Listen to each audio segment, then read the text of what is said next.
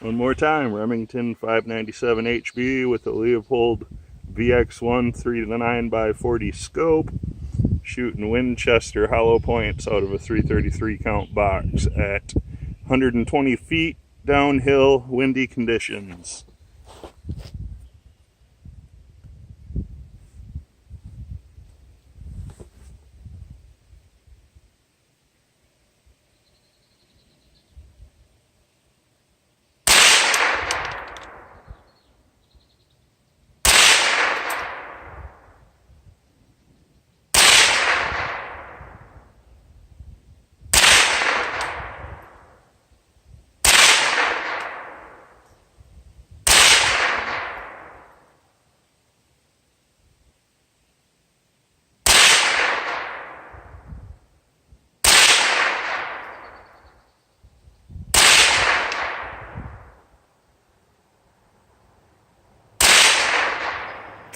And that's 10 for 10.